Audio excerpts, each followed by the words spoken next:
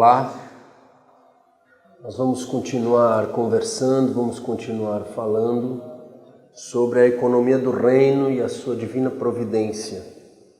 Sobre a economia do reino, a sua divina providência e a comunhão de bens. Então vamos mais uma vez rever aqueles 3 conceitos do catecismo da igreja que nos auxiliam muito na compreensão e que vão nos ajudando a estruturar melhor essa nossa experiência, esse nosso desejo, essa formação da nossa mentalidade, esse processo de conversão e de santificação nas nossas vidas, que se dá na vida daqueles que trilham esse caminho e que se deixam conduzir pela economia do reino e a sua divina providência. A economia do reino que é a divina providência. Então, mais uma vez, gostaria de reforçar esse nos apoiarmos nesses 3 pilares. O primeiro está no artigo 321, que diz: a divina providência consiste nas disposições pelas quais Deus conduz com sabedoria e amor todas as criaturas para o seu fim último, em vista do seu fim último, em vista do céu. E gostaria de acrescentar algo a mais hoje. Gostaria de relacionar essa compreensão da divina providência que o catecismo nos apresenta com a dimensão da esperança. O segundo artigo, que é o 322, que diz: Cristo convida-nos a abandonarmos-nos filialmente à providência do Pai dos céus. Isso é, vivermos como filho. Primeiro, vivermos numa perspectiva de que Deus conduz com sabedoria e amor em vista do nosso céu. Segundo, esse vivermos como filhos do Pai do céu, como filhos do Pai da providência. E o artigo 323, e o artigo 322, esse viver como filho, esse ser filho, eu gostaria de relacionar com a fé. E o artigo 323 do Catecismo, que diz: a providência divina também age pela ação das criaturas. Aos seres humanos, Deus permite-lhe cooperar livremente com seus desígnios.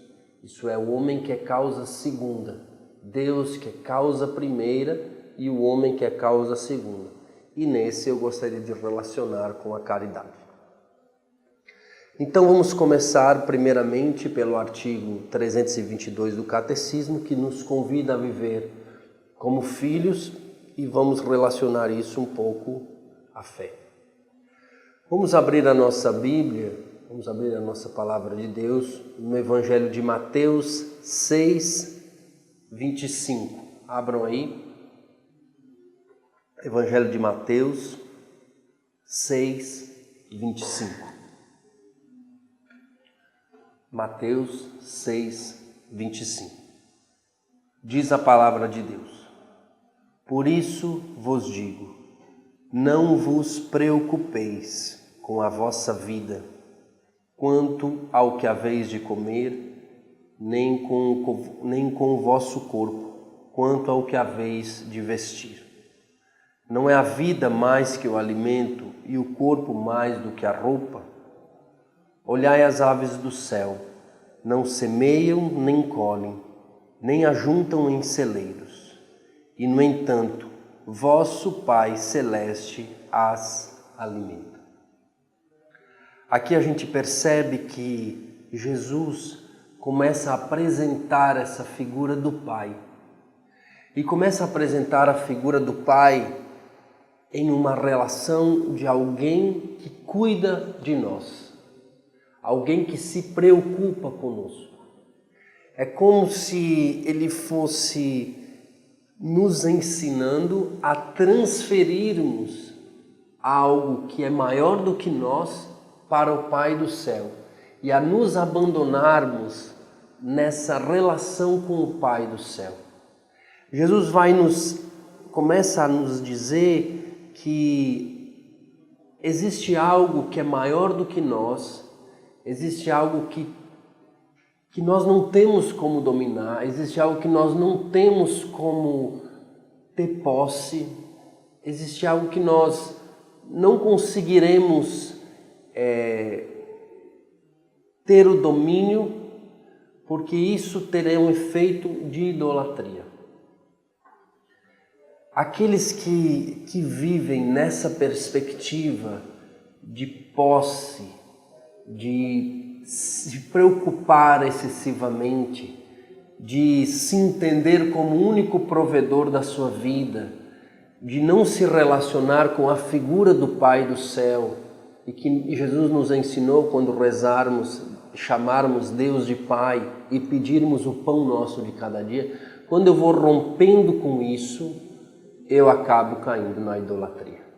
Porque um pouco antes, no versículo 24, eu comecei lendo o versículo 25, mas o versículo 24 diz: ninguém pode servir a dois senhores.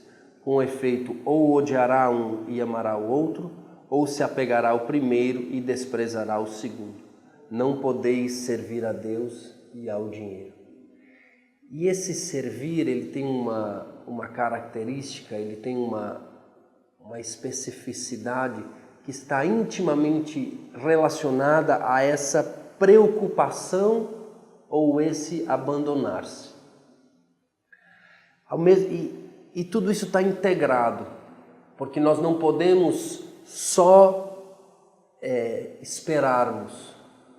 Essa relação dos três pilares que eu explicava para vocês. Primeiro, que a providência de Deus consiste na forma com que Deus, com amor e sabedoria, nos leva ao nosso fim último. Esse viver como filho e esse deixar-se agir pelo agir de Deus. Isso é, um Deus que age e que me leva a agir. Essa relação, ela não pode ser desassociada ou fragmentada. Se eu talvez querer viver só um aspecto e negar os outros dois, eu acabo caindo em alguma consequência que isso pode trazer. Então a relação com a divina providência, ela precisa ter sempre essas três colunas. Se eu tirar uma delas, eu caio. Porque elas são complementares. Uma vai dando sustento à outra. E uma vai sendo vital para que as outras duas também mantenham esse corpo da providência divina, essa economia do reino de pé. Então, às vezes a gente pode olhar para essa leitura de Mateus 6 e achar que é um certo descompromisso com a vida, ou um certo desleixo com a vida, ou uma certa visão fantasiosa.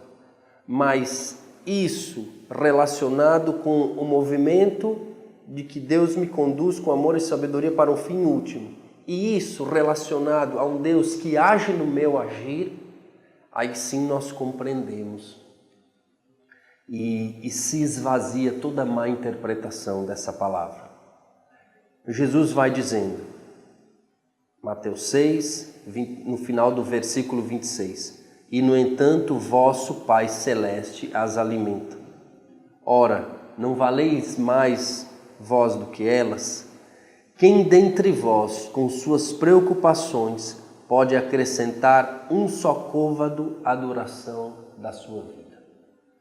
Aqui ele começa a explicar realmente e demonstrar a fragilidade da idolatria ao dinheiro.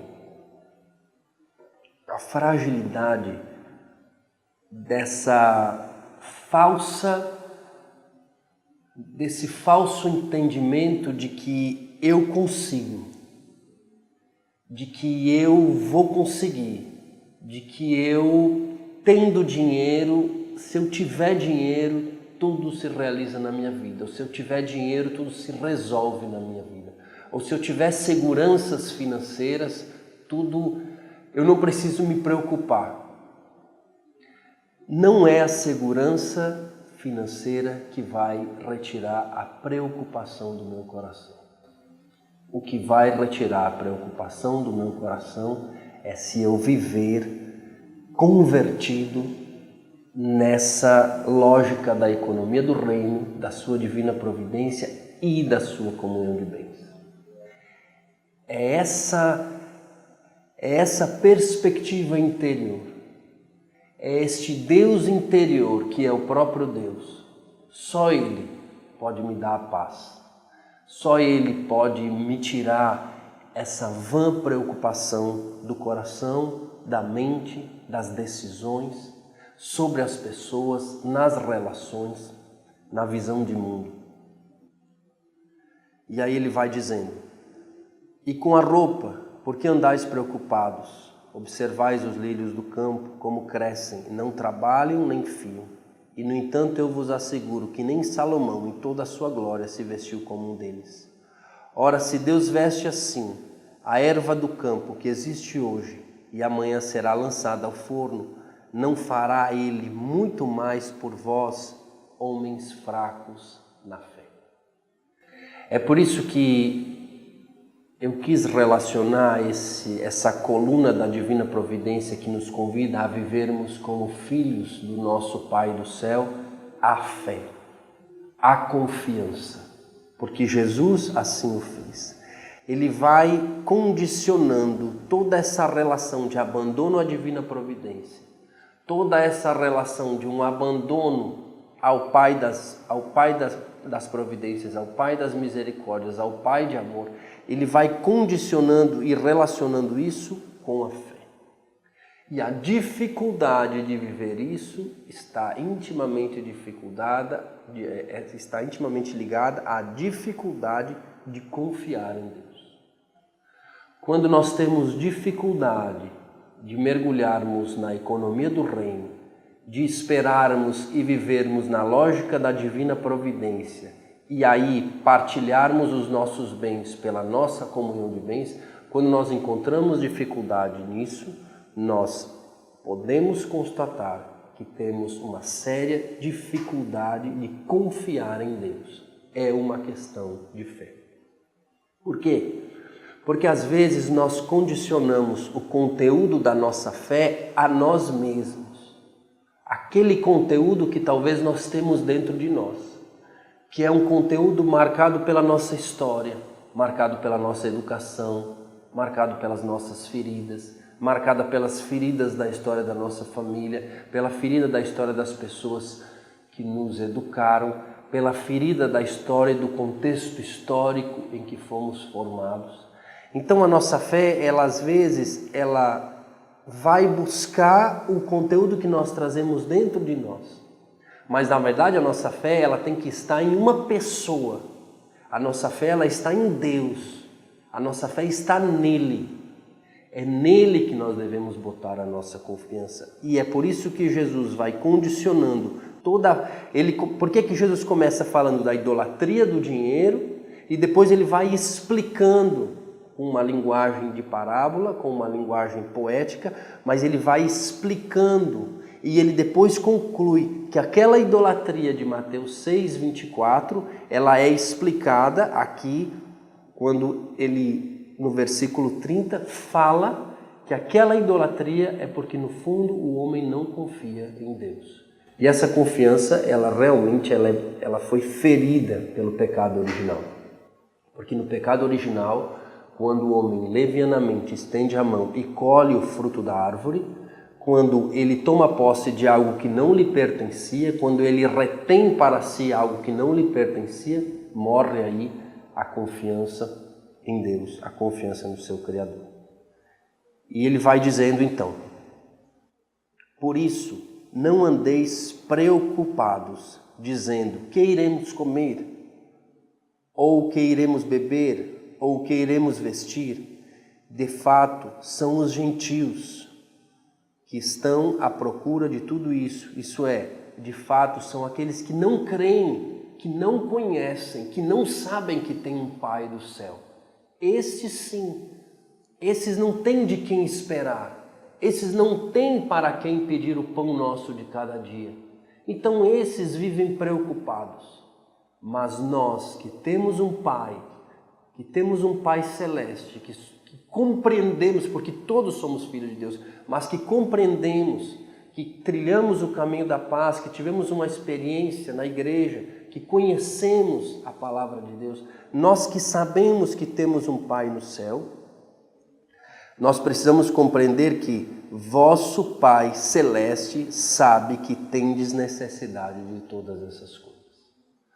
Quando você reza, o pão nosso de cada dia nos dai hoje, talvez você nem saiba qual é o pão nosso que você precisa nesse dia.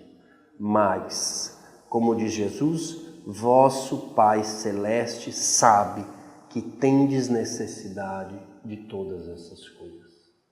Quando você reza, mesmo que você não compreenda o que você está pedindo, mesmo que você nem pense o que você está pedindo, mesmo que você nem saiba direito o que você está pedindo, vosso Pai Celeste sabe que tendes necessidades de todas essas coisas. E aí Jesus vai concluir com essa frase maravilhosa: buscai em primeiro lugar seu reino e sua justiça, e todas essas coisas vos serão acrescentadas. Não vos preocupeis, portanto, com o dia de amanhã, pois o dia de amanhã se preocupará consigo mesmo. A cada dia basta o seu mal.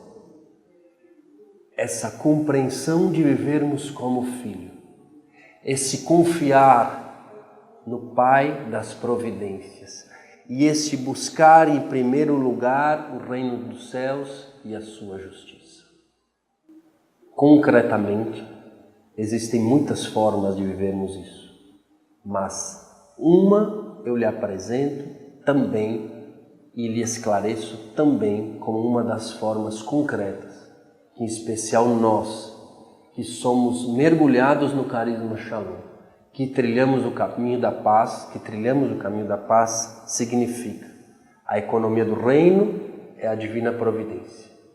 E a vivência da divina providência traz consigo a beleza, traz consigo o movimento, traz consigo esse buscar em primeiro lugar o reino dos céus, que se chama a comunhão de bens, que se chama partilhar as primícias dos nossos bens, partilhar de tudo que eu recebo, de tudo que chega até mim, de tudo que o pão nosso que eu solicitei, que eu pedi, que eu implorei, quando ele chega até mim, eu reconheço, partilho no mínimo 10% daquilo que chega até mim, como um sinal de que eu busco em primeiro lugar o reino dos céus e a sua justiça. E tudo isso me será dado por acréscimo. Partilhe com a pessoa do seu lado sobre esse artigo 322 do Catecismo, a relação com a fé e essa palavra de Mateus 6, 24 a 34.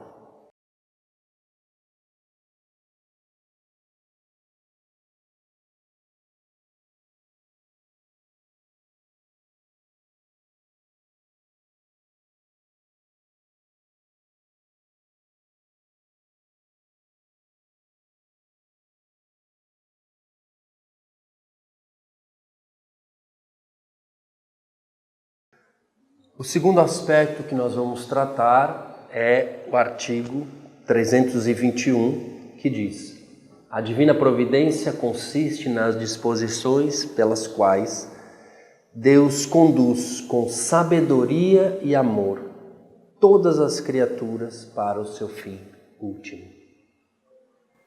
A beleza desse aspecto relacional de um Pai que nos ama. Primeiro, compreendermos que tudo que nós dissermos a respeito de divina providência, tudo que nós tratarmos a respeito da divina providência, nós precisamos entender que sempre será um movimento primeiro de um Deus que é Pai, e que nos ama e que conduz com sabedoria a nossa vida em vista do nosso céu, em vista de nós contemplarmos um dia a face dele. Então, mesmo aquilo que nós compreendemos ou que não compreendemos, mesmo aquilo que nós recebemos ou que não recebemos, nós não podemos ter o nosso olhar nisso. Nós temos que ter o nosso olhar fixo no futuro, fixo na eternidade, fixo no céu, fixo no para sempre. A relação com os bens, esse viver na economia do reino, a partilha dos meus bens, as minhas decisões, quando eu aconselho os meus filhos a optar por uma profissão, quando eu aconselho as pessoas a tomar alguma decisão com relação ao seu emprego, com relação a um concurso público, com relação a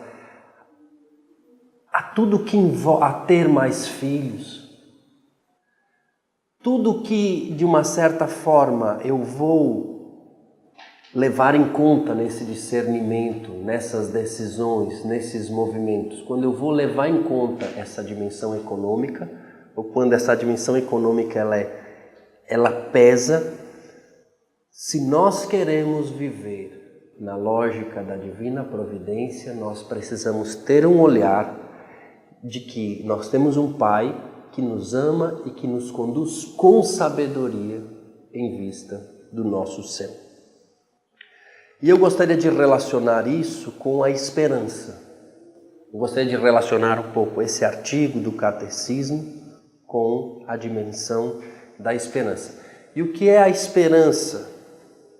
O artigo 2090 do Catecismo diz: a esperança é o aguardar confiante a bênção divina e da visão beatífica de Deus.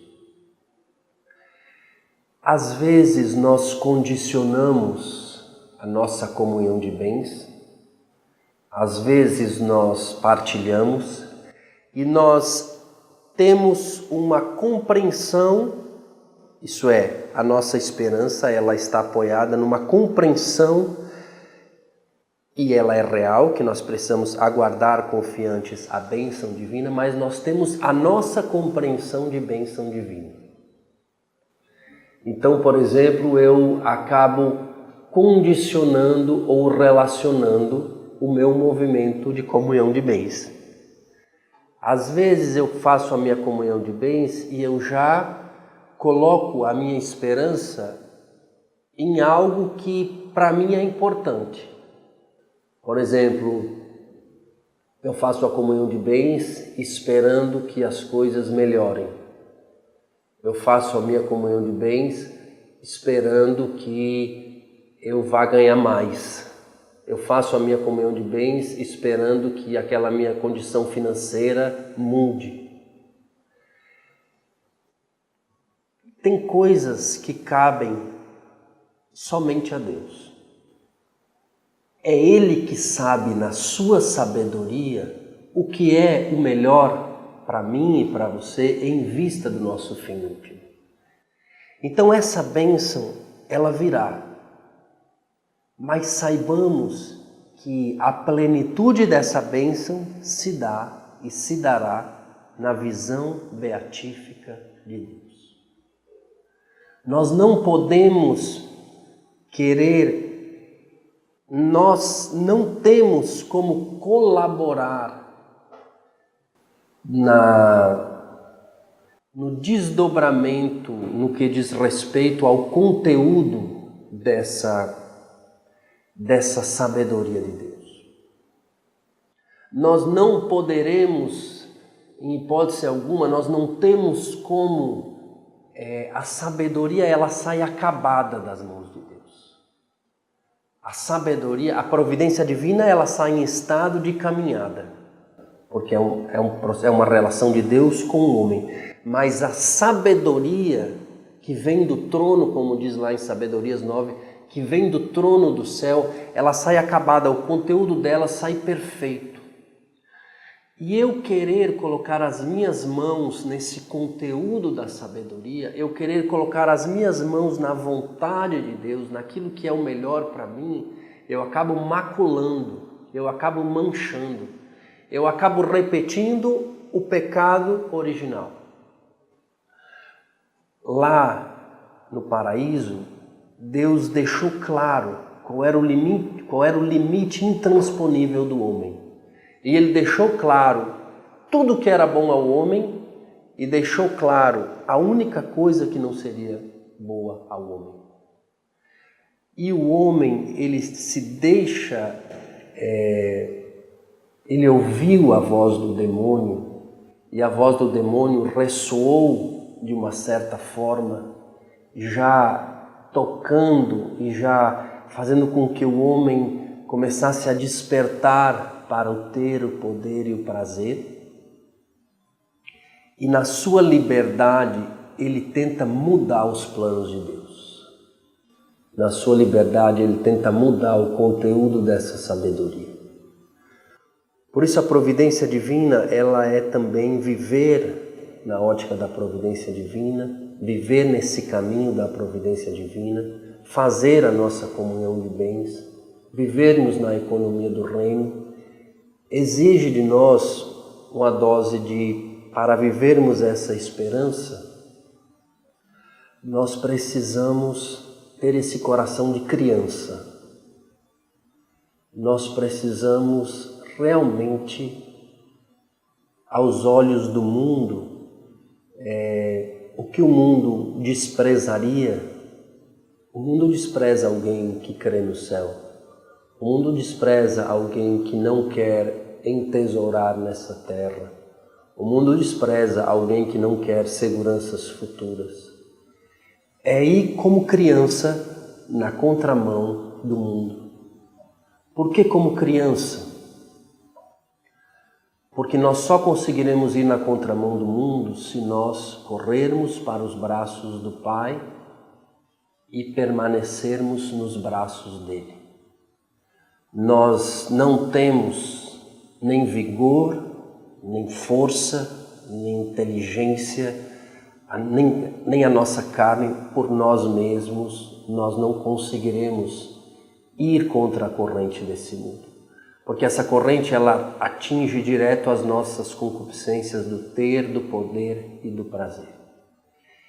E uma dessas três, se não as três, à medida em que nós caminharmos com as nossas próprias forças, nós seremos arrastados por ela. Mas se como criança nós nos colocarmos nos braços do Pai, aí sim nós caminharemos. Então vamos abrir a palavra de Deus no Evangelho de Marcos, capítulo 14, versículo 3. Marcos, capítulo 14, versículo 3. Diz assim: Em Betânia, Evangelho de Marcos, capítulo 14, versículo 3. Em Betânia, quando Jesus estava à mesa em casa de Simão, o leproso, aproximou-se dele uma mulher. É muito interessante que esse Deus que age no agir do homem, ele traz nele também esse aguardar confiante no movimento do homem.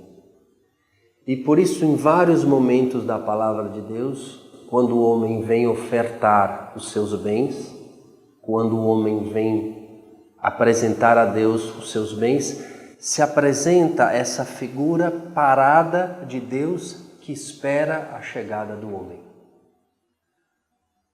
No mesmo Evangelho de Marcos, no Marcos 12, 41, quando Jesus está sentado esperando a chegada de cada um que vem ofertar os seus bens.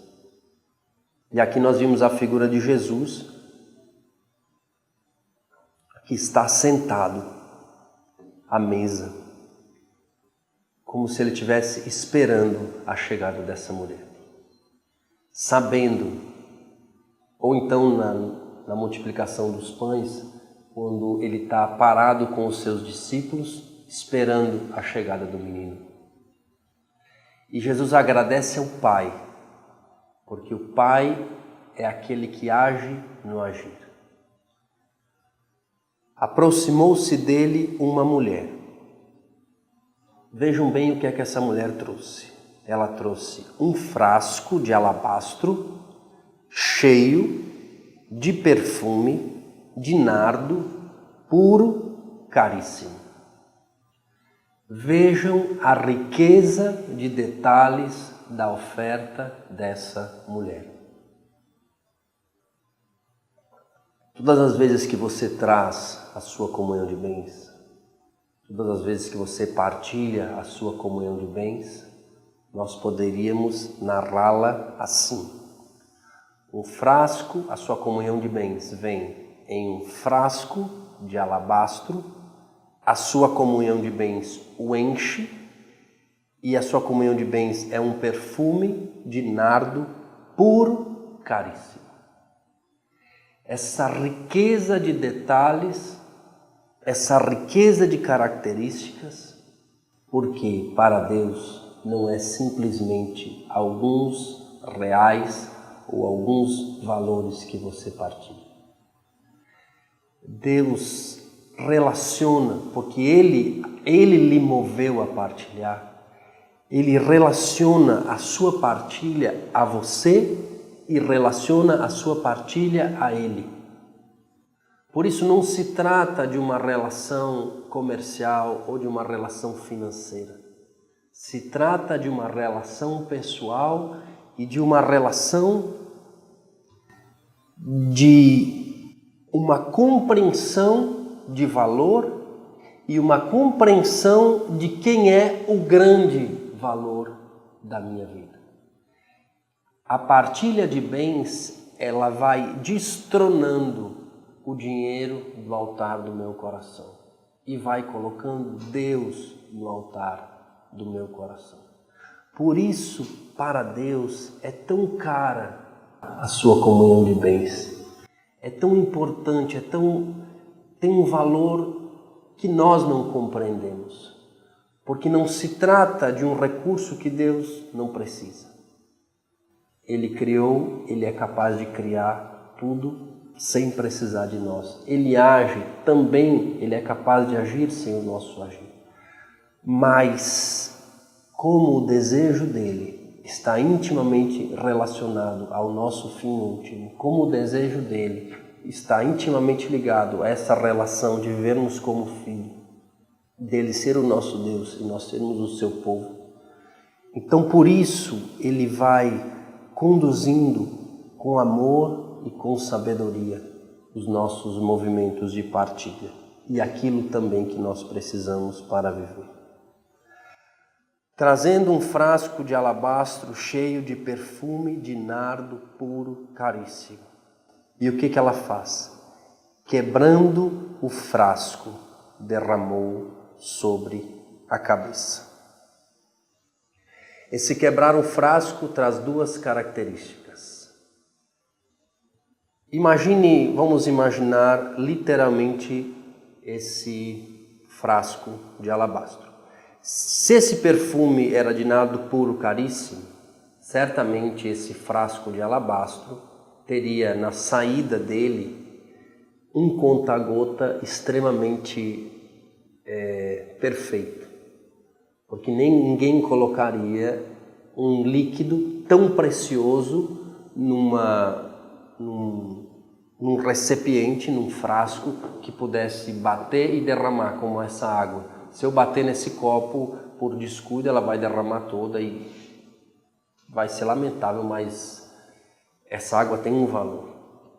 Mas imaginemos que esse devia ter assim um conta-gotas, porque cada gota era importante, não podia ser desprezado, não podia bater e cair, não se tratava de algo fácil de se derramar.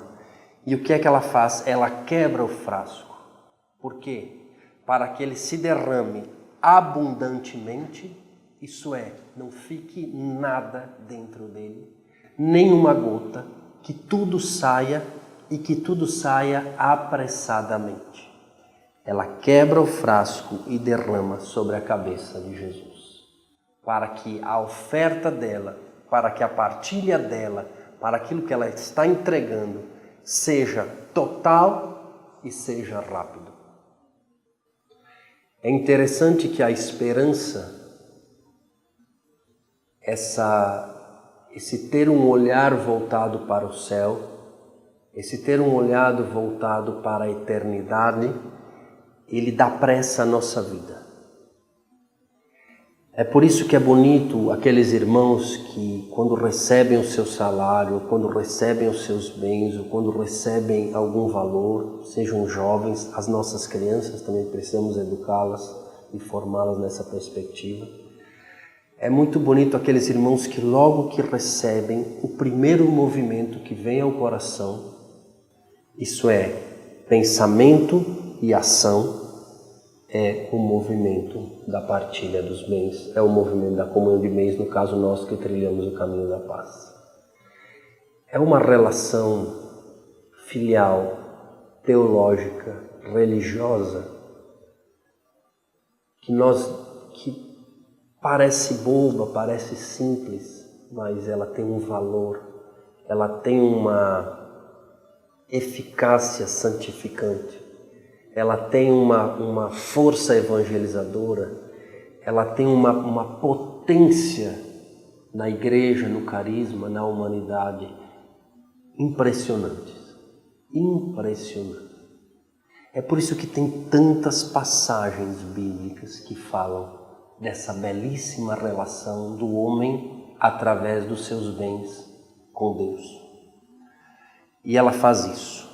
Ela quebra o frasco e derrama sobre a cabeça dele, para que não fique nada e para que seja rápido. Ela poderia ficar curtindo aquele momento, largando gotinha por gotinha ali. Mas ela não está preocupada com ela. Quem vive a sua comunhão de bens não está preocupado consigo. É aquilo que nós vimos no Evangelho de Mateus 6, 24 a 34. Não vos preocupeis. Quem vive a comunhão de bens, quem vive na divina providência, não está preocupado consigo. É por isso que ela tem pressa. E essa pressa estava em se dar a Jesus. Alguns dentre os presentes indignavam-se entre si. Para que esse desperdício de perfume? Pois poderia ser vendido esse perfume por mais de 300 denários e distribuído aos pobres, e a repreendiam. É interessante que no Evangelho de João, que também narra essa passagem, João 12, João deixa claro que quem mais a repreende é Judas. E Judas a repreende não porque estava preocupado com os pobres, mas porque ele roubava o dinheiro que era colocado na bolsa e que deveria ser usado para os pobres. Então a gente percebe aqui que todas as vezes que nós vivemos a nossa comunhão de bens, que nós vamos trilhando na economia do reino, que nós vamos vivendo da divina providência, o mundo sempre vai se levantar contra nós. E as nossas concupiscências também vão se levantar contra nós. E eles vão usar os argumentos mais, eu diria que parece que é um processo de quanto mais Deus vai nos santificando, mais baixos vão sendo os argumentos usados pelo mundo e pelas nossas concupiscências. Vejam a crueldade aqui no caso, veja a que ponto chegou a voz de Judas, narrada principalmente no Evangelho de João, a que ponto ele tentou ferir essa relação dessa mulher com Jesus. Ele colocou em xeque a questão dos pobres. A questão dos pobres, que são aqueles pelos quais Deus tem um amor especial, porque vê o seu sofrimento. Veja o nível de mesquinhez. veja o quanto foi baixo o argumento de Judas para constranger a vivência, e aqui relacionando um pouco o que nós estamos falando, a comunhão de bens daquela mulher, a oferta dessa mulher. Veja o quanto Judas foi, claro, não ele por ele mesmo, mas sendo esse instrumento do mal aqui, veja o quanto, e o mundo, veja a que ponto pode chegar o mundo nos seus argumentos para tentar desfazer essa relação do homem com Deus através dos seus bens. Mas Jesus disse, Jesus interveio. E todas as vezes que você for viver a sua comunhão de bens e as suas concupiscências ou o mundo se indignarem e começarem a lhe repreender, saiba que a voz de Jesus é mais forte. Diante da tempestade, ele diz, cala-te. Diante de tudo aquilo que se levanta contra a vontade dele, ele diz, cala-te. Mas Jesus disse, deixai-a. Por que a aborreceis? Ela praticou uma boa ação comigo. Na verdade, sempre tereis os pobres convosco e quando quiserdes. Podeis fazer-lhes o bem, mas a mim nem sempre tereis. Ela fez o que podia. Antecipou-se a ungir o meu corpo para a sepultura. Ela agiu com esperança. Ela fez algo no presente, sabendo que teria um efeito futuro. Ela antecipou-se. Ela viveu com esperança. Ela agiu como aquela que não está enxergando o momento presente. Não está enxergando o seu pobre perfume derramado, o seu frasco de alabastro quebrado. Ela está enxergando o futuro. E aqui Jesus elogia e agradece essa visão de esperança que essa mulher tem.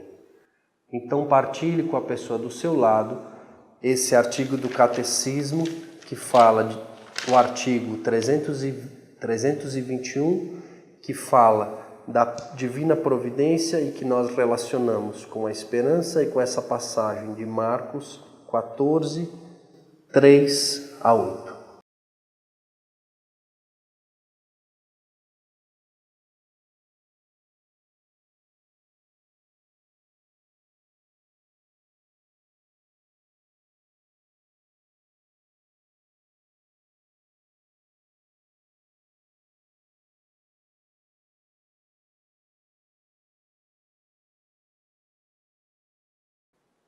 E também o artigo 323, que fala: a providência divina também age pela ação das criaturas. Aos seres humanos, Deus permite-lhes cooperar livremente com os seus desígnios. Vamos fazer essa relação um pouco com a caridade, né? O artigo 307 do Catecismo nos diz: aos homens Deus concede até de poderem participar livremente de sua providência, confiando-lhes a responsabilidade de submeter a terra e de dominá-la. Deus concede assim aos homens serem causas inteligentes e livres para completar a obra da criação, aperfeiçoar sua harmonia para o bem deles e de seu próximo. É interessante quando o Catecismo diz: aos homens Deus concede até de poderem. Para o mundo, a relação de poder está relacionada à posse. Para Deus, a relação de poder está em participar livremente daquilo que é próprio de Deus, que é o se dar, se ofertar, partilhar. Para Deus, o homem ter poder e dar a condição de poder significa o homem ser imagem e semelhança dele, que é um Deus que se oferta. Contrário à visão do mundo, que a relação de poder está em conseguir, em possuir, em dominar, em escravizar, em ter poder sobre as pessoas e sobre toda a criação. Em Deus, uma relação de amor. No mundo, uma relação de ódio. Por quê? Porque em Deus é uma relação de amor, porque sempre está ligado ao dar. No mundo é uma relação de ódio. Por quê? Porque há um limite nessa posse. E sempre vai haver conflitos para possuir algo entre as pessoas. E o artigo 308 diz: é a causa primeira, aqui apresentando Deus como causa primeira, que opera nas causas segundas e por meio delas. Deus age no agir das criaturas, pois é Deus quem opera em vós o querer e o operar segundo a sua vontade. Muitos são os projetos do coração humano, mas é o desígnio do Senhor que permanece firme. A sua vivência da comunhão de bens é um dom de Deus. Graças a Deus, nós nunca poderemos nos orgulhar. Isso é, se nós usarmos um pouco a nossa inteligência, nós nunca poderemos nos orgulhar de nada que Deus fez através de nós, através da nossa partilha de bens. Porque foi Ele quem agiu no nosso agir. E não só foi Ele quem agiu no nosso agir, foi Ele quem nos deu algo para aí Ele agir no nosso agir e desse algo nós podemos partilhar. Não há do que nos orgulharmos, não há do que nós nos ensoberbecermos, não há por que ter altivez, arrogância. E a comunhão de bens, ela tem esse efeito também santificador. Porque ela, com o tempo, ela vai nos dando a compreensão de que nós não vamos ser aqueles que seremos agradecidos porque partilhamos os 10, os 15, os 20, os 30%. Mas nós seremos aqueles que agradeceremos porque ficamos com os 90%, 80%, os 70% daquilo que chegou até as nossas mãos. É uma mudança daquele que teoricamente acha que fez algo e será reconhecido, para aquele que graças a Deus conseguiu fazer algo e graças a Deus ficou com uma parte da providência de Deus para viver. Isso vai mudando a nossa relação com Deus, vai mudando a nossa relação com o próximo, vai mudando a nossa relação com a criação, vai mudando a nossa relação conosco mesmo. Então vamos abrir a palavra de Deus lá no Antigo Testamento, no livro dos Reis, 1 Reis, capítulo 17. 1 Reis, capítulo 17.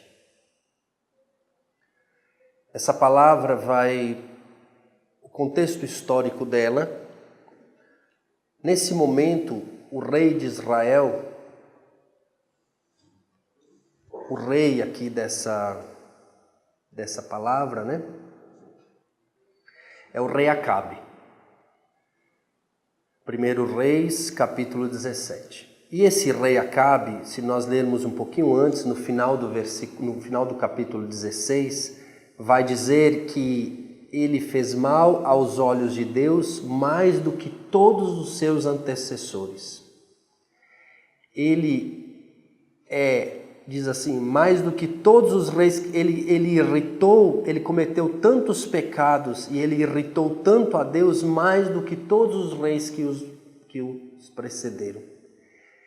Era um contexto histórico de muito sofrimento e de muita idolatria, porque Acabe, o que ele fez? Aqui no final do capítulo 16 explica bem direitinho. Como se não bastasse, ele casou com Jezabel, que era filha de Etibal, rei dos Sidônios, um filho de alguém que não professava a mesma fé do povo de Israel. E que eles adoravam Baal. E Acabe, levado pela sua fraqueza, pelo seu pecado e ainda por essa união, então realmente o povo de Deus foi imerso numa idolatria e haviam muitos sacerdotes pagãos, sacerdotes de Baal, sacerdotes de falsos deuses. Então havia uma imersão do povo de Deus naquela situação de idolatria. E o povo de Deus passava por um momento muito delicado. O povo de Deus que caminhava para a plenitude dos tempos, caminhava para receber Jesus. Aqui se fala de 800 anos, mais ou menos, antes da vinda de Jesus, mas era o povo que estava no caminho, nós sabemos. Estava num momento muito delicado da sua vida, da sua história religiosa. Então é nesse contexto que Deus chama Elias e dá a ele uma profecia. E Elias vai, aí, capítulo 17, versículo 1. Pela vida de Yahvé, o Deus de Israel, a quem sirvo, diz Elias ao rei Acabe, não haverá nestes anos nem orvalho, nem chuva, a não ser quando eu o ordenar. Então o profeta Elias, ele vai diante desse rei, que foi talvez um dos piores reis, ou o pior rei, que está imerso na idolatria, que tem uma esposa pagã e que trouxe a idolatria, trouxe ao culto ao Deus Baal e dá essa profecia. Então Elias passa a ser odiado pelo rei, pela rainha, e ele passa a correr um grande risco, porque a profecia está relacionada à vida de Elias, porque Deus diz que ele diga, a não ser quando eu ordenar. Isso é, haverá um tempo em que a palavra de Deus se manifestará através de Elias. Mas, então isso é, Elias traz consigo a profecia. A profecia vital e fundamental para a salvação do povo de Deus. Então nós vemos aqui a figura do profeta que traz a profecia de um rei e uma rainha imersos na idolatria, a fragilidade do profeta e da profecia e a força e a grandeza do mundo nessa sociedade, do que é mundano, do que é mundanismo, do que é pagão. E quando Elias diz isso, no versículo 2, 17:2, a palavra de Yahvé foi-lhe dirigida nesses termos: vai-te daqui, retira-te para o oriente e esconde-te na torrente de Carite, que está ao leste do Jordão. Beberás da torrente e ordenei aos corvos que te deem lá alimento. Elias partiu, pois, e fez como Deus ordenara, indo morar na torrente de Carite, ao leste do Jordão. Os corvos lhe traziam pão e carne de manhã e pão e carne de tarde, e ele bebia da torrente.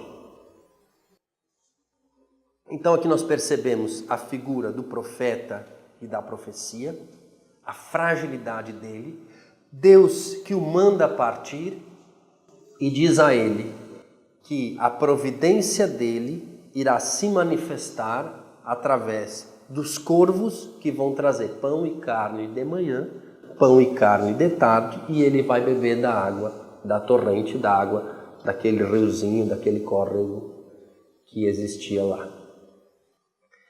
Vejam que a providência de Deus, isso é, um Deus que é causa primeira, ele estabelece como causa segunda na vida de Elias os corvos e a torrente de água. Foi essa a forma com que Deus quis, foi a sabedoria de Deus e o seu amor para esse tempo na vida de Elias.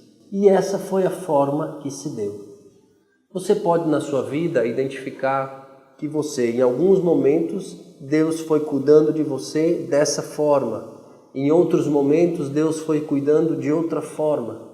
Se você for olhar para a sua história, para a sua vida, como Deus foi lhe dando o alimento, como Deus foi lhe dando um lugar para morar, como Deus foi lhe dando algo para vestir, você vai percebendo que a providência de Deus foi elegendo causas segundas na sua vida. E aparentemente aqui Elias estava vivendo bem. Aparentemente a situação dele aqui estava até, não fala como estava, mas aparentemente estava estabilizada, estava tranquila, ele aparentemente estava vivendo bem. Só que o que acontece?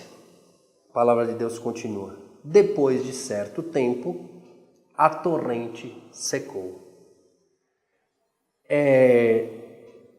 Elias, o fato dele ser o profeta e trazer a profecia, não faz com que ele usufrua daquilo que ele só irá usufruir no céu.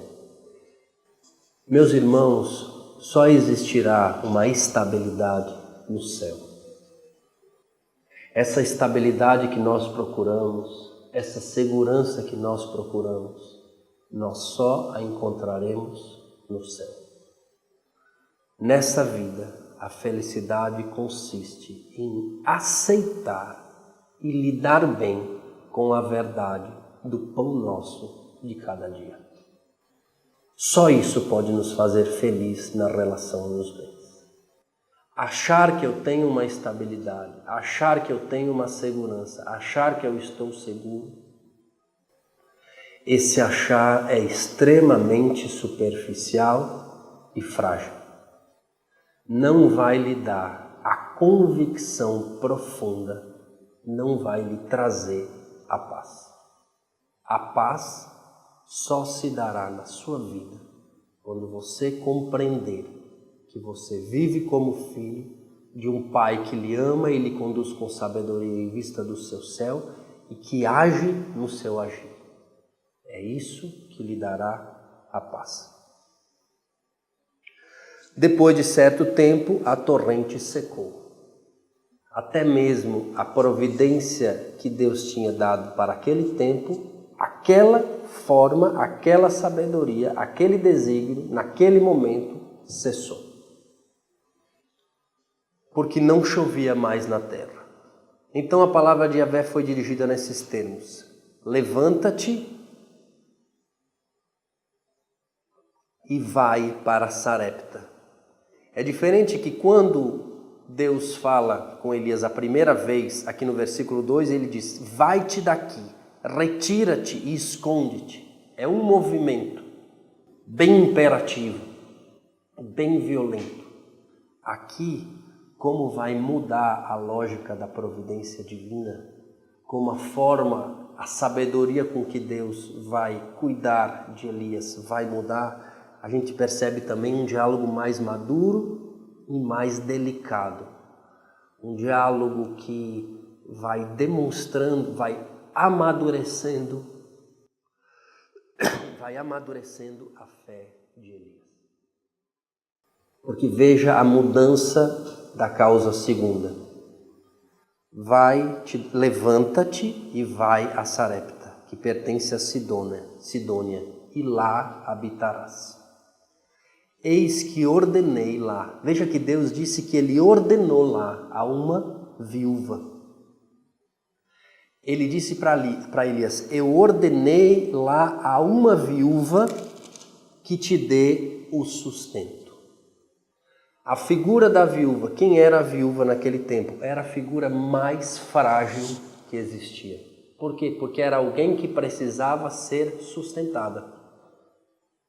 A viúva não tinha mais o esposo que a sustentasse. A viúva talvez não tivesse quem a sustentasse. Então, a viúva era a figura que precisava ser sustentada. E Deus disse que ordenou essa figura frágil que precisava ser sustentada, que sustentasse Elias. Veja porque a delicadeza, quando Deus vai orientando Elias, porque a providência de Deus, ela passa Se nós temos uma perspectiva do fim último, então ela tem um caminho pascal.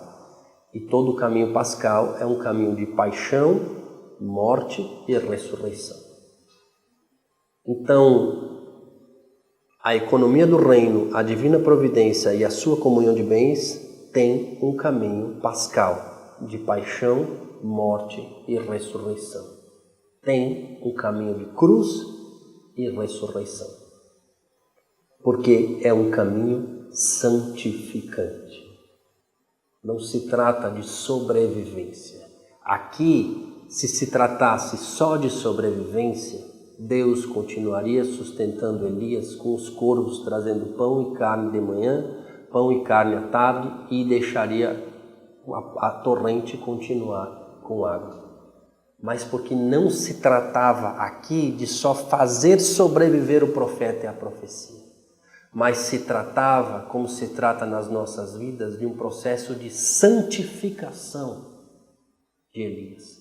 E toda a lógica da comunhão de bens na nossa vida é um processo também de santificação. Ele se levantou e foi para Sarepta. Chegando à porta da cidade, eis que estava lá uma viúva apanhando lenha. Imaginem que a figura da viúva é a figura que não tem ninguém para sustentá-la, porque não tem mais o esposo. E se ela estava apanhando lenha, é porque ela não tinha nem filhos grandes que pudessem apanhar a lenha para ela. Ela realmente não tinha ninguém que pudesse cuidar do sustento dela. Então ele tem essa experiência de estar diante de alguém extremamente frágil economicamente, ao qual Deus disse que dali sairia o seu sustento. Chamou-a e disse: por favor, traze-me num vaso um pouco de água para beber. Elias chega diante dessa mulher, compreende a fragilidade dela, mas ele poderia chegar dizendo assim: Deus me disse que já disse para a senhora, que ordenou a senhora, que a senhora iria, a partir de hoje, me sustentar e que eu ia passar a morar na sua casa e a senhora iria me sustentar. Nem ele sabia de maneira acabada como isso se daria, e nem ela havia ainda compreendido que ela seria causa segunda. E talvez você esteja também nessa situação. Quando a igreja e a comunidade se colocam diante de você e lhe apresentam a vivência da comunhão de bens, saiba você que Deus disse à igreja e à comunidade que lhe ordenou para que você lhe desse o sustento. Porque é uma eleição. Essa viúva foi eleita. Você que trilha o caminho da paz foi eleito. Eleito num processo de descoberta e num processo de caminhada.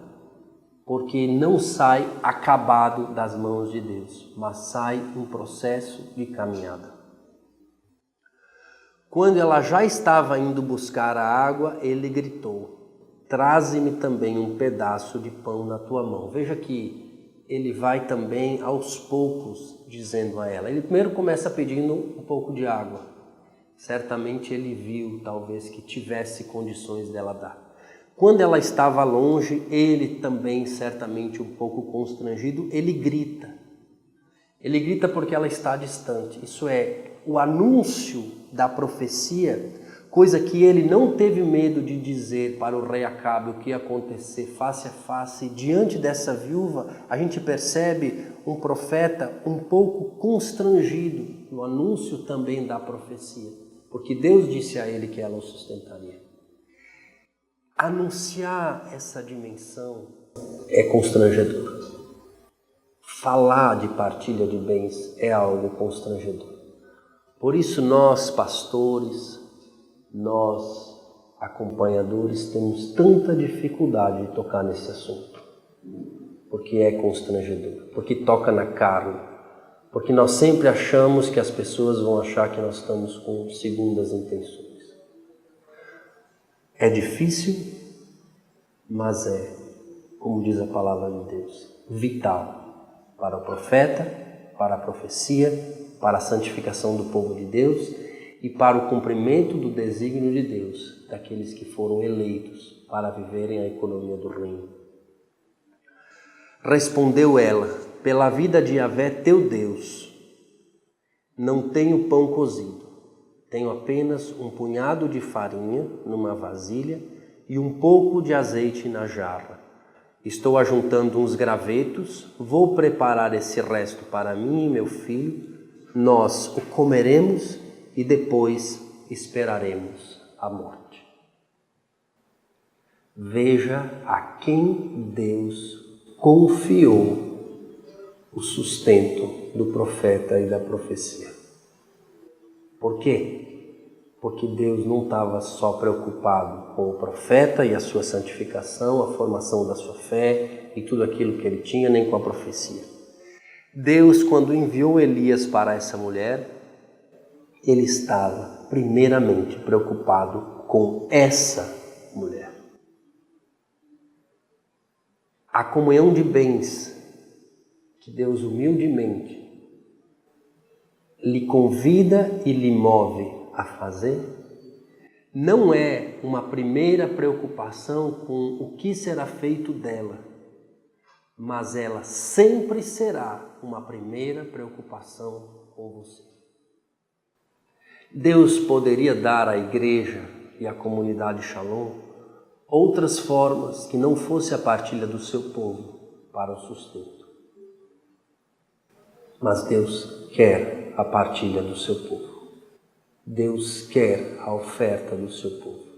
Deus quer essa relação, porque Deus sabe o que Ele faz através da partilha de bens do seu povo. Mas Elias lhe respondeu.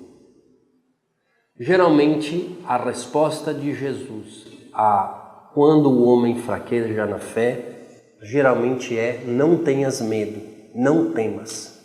E Elias aqui diz, não como um homem, mas como um homem de Deus: não temas. Como eu digo para vocês, não temas em fazer a tua comunhão de bens. Não temas. Sofra. Viva essa experiência de cruz. E aguarde humildemente e cheio de esperança a ressurreição. Não temas em viver a sua comunhão de bens. E Elias diz: vai e faze como disseste. Isso é, faz o pãozinho que tu ia fazer para ti e para o teu filho, para comerem, e que depois vocês iam fazer e depois tu ia esperar a morte com ele. Mas aí Elias diz: mas primeiro prepara-me o que tens, um pãozinho, e traze-me. Depois prepararás para ti e para o teu filho. Isso é, primeiro dê as primícias a Deus. Primeiro viva a sua partilha de bens. Veja que Elias não precisava tirar o pãozinho que a mulher ia comer e depois ia esperar a morte chegar porque não tinha mais o que comer. Seria muito cruel se a visão fosse essa. Mas Elias sabia que se ele desse se ele cumprisse aquilo que Deus iniciou, isso é, aquela ordem de amor que Deus disse que ordenaria aquela mulher, isso é, aquele mandamento de amor, ele sabia que se ele continuasse a crer naquele mandamento de amor de Deus para com aquela mulher, dela sustentar o profeta e a profecia, a vida dela mudaria. Por isso ele diz: primeiro traz para mim e depois para ti e para o teu filho. E aí a profecia vem a ele. Pois assim fala Yahvé, Deus de Israel: a vasilha da farinha não se esvaziará e a jarra de azeite não acabará, até o dia em que Deus enviar a chuva sobre a face da terra. Ela partiu e fez como Elias lhe dissera. E comeram. Veja como é a sequência agora. ela, ele e sua casa. Ela se move como quem dá as primícias e acaba sendo a primeira a ser beneficiada. Então, esse último item, nós relacionamos o artigo 323, que fala que a providência divina age pela ação das criaturas, isso é, Deus causa primeira e o homem causa segunda. Relacionamos com a caridade e com a palavra de Deus em 1 Reis 17. Deus abençoe e nos dê a graça de sermos fiéis, de dizermos sim e esperarmos o pão nosso de cada dia. Shalom.